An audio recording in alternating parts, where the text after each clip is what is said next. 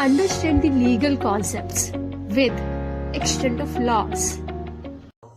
एक हिंदू मेल या हिंदू फीमेल जब किसी प्रॉपर्टी को खरीदते हैं या फिर उनके हिस्से में कोई प्रॉपर्टी आती है तो वो उस प्रॉपर्टी को जैसे चाहे वैसे यूज कर सकते हैं। आगे सेल करना चाहते हैं, लोन लेना चाहते हैं, रेंट में चढ़ाना चाहते हैं, किसी को गिफ्ट करना चाहते हैं, जो करना चाहते हैं वो कर सकते हैं। लेकिन लाइफ टाइम के बाद वो एक विल भी बना सकते हैं, यानी कि वसीयत बना सकते हैं कि उनकी इच्छा क्या है कि उनकी डेथ के बाद ये प्रॉपर्टी किसको जानी चाहिए, उनके बेटे के पास, बेटे के पास, किसी पर्टिकुलर अदर पर्सन के पास मेंशन कर सकते हैं।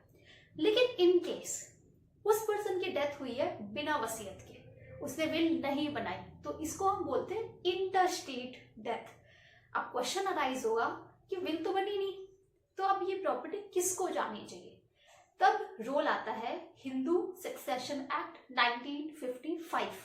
लेकिन 1955 उस टाइम पर जो हिंदू फीमेल्स थी उनके पास इतनी एजुकेशन नहीं होती थी, यानी कि उस टाइम में इतनी कैपेसिटी नहीं थी हिंदू फीमेल्स में कि वो खुद की कोई प्रॉपर्टी कमा सके, कोई प्रॉपर्टी वो खुद से खरीद सके।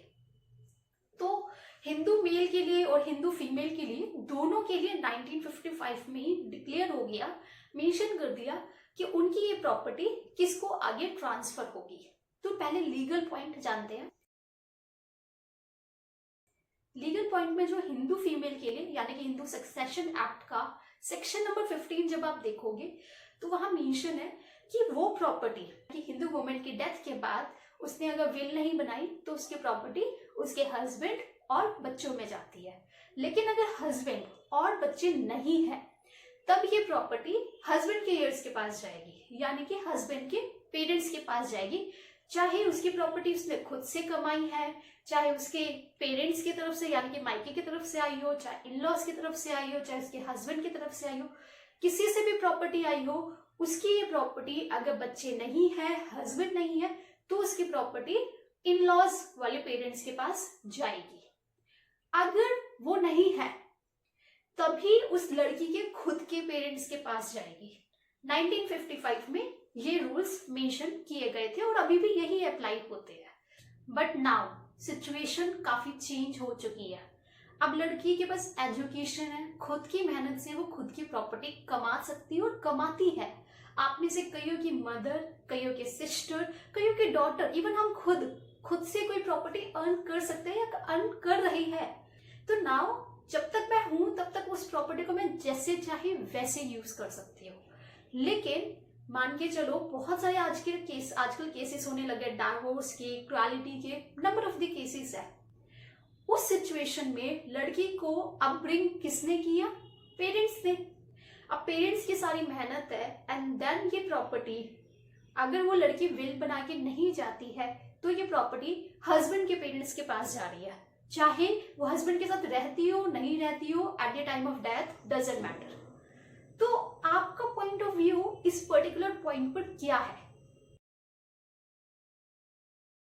सो यही डिस्प्यूट अराइज हो जाता है कि अगर एक हिंदू वुमेन की डेथ हो गई है और उसके हस्बैंड और चिल्ड्रन भी नहीं है, तब क्वेश्चन आ जाता है कि प्रॉपर्टी हस्बैंड के पेरेंट्स को जाए जैसे कि हिंदू सक्सेशन एक्ट में लिखा हुआ है, या फिर उस लड़की के खुद के पेरेंट्स के पास जाए। अब दोनों पेरेंट्स में डिस्प्यूट अराइज हो जाता है और इसका सॉल्यूशन हमारे हिंदू सक्सेशन एक्ट में नहीं है, क्योंकि वो तो 1955 का जो पैटर्न था, उस टाइम में जो सिस्टम चलता था, उसी हिसाब से रूल है।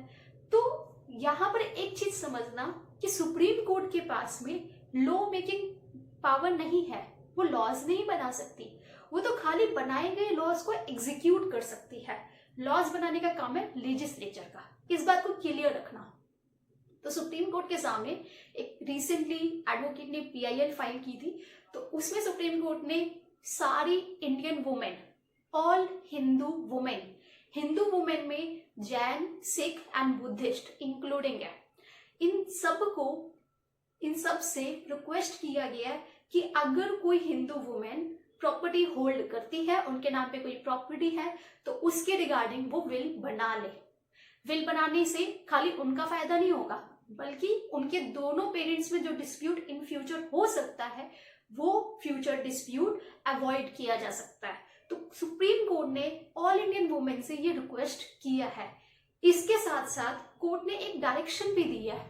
डायरेक्शन ये दी है कि जिनकी डेथ ऑलरेडी हो चुकी है और उन्होंने विल नहीं बनाई और दोनों के पेरेंट्स में डिस्प्यूट हो रहा है, तो नाउ वो दोनों पार्टीज केस फाइल नहीं कर सकती है जब तक कि दोनों पार्टीज पहले केस फाइल करने से पहले मीडिएशन में नहीं जाती है। मीडिएशन में दोनों पार्टीज के बीच में सेटलमेंट कराया जाता है और अगर सेटलमेंट हो जाता है तो उसकी वैल्यू कोर्ट के ऑर्डर जितनी ही मानी जाएगी। तो कोर्ट ने एक ये रिक्वेस्ट किया है ऑल इंडियन वुमेन को जो ऑलरेडी अभी लिविंग है और जिनकी डेथ ऑलरेडी हो चुकी है, पार्टीज डिस्प्यूट में आ रही है, तो उनके रिगार्डिंग कोर्ट ने एक डायरेक्शन दिया है। सो आपके नोन में या इवन आप खुद जो भी प्रॉपर्टी को होल्ड करते हैं, कोर्ट की इस रिक्वेस्ट को प्लीज अपने लेवल पे एग्जीक्यूट कर सकते हो तो प्लीज करो और ज्यादा से ज्यादा इसको शेयर भी करो। और मेरे लीगल फील्ड वालों के लिए ये पर्टिकुलर पूरी पीडीएफ है जिसमें पीआईएल की सारी डिटेल है, केस का नाम है, क्योंकि आने वाले एग्जाम्स में इस केस का नाम पूछा जाएगा और इस पीडीएफ को आप डिस्क्रिप्शन बॉक्स में जाके डाउनलोड कर सकते हैं।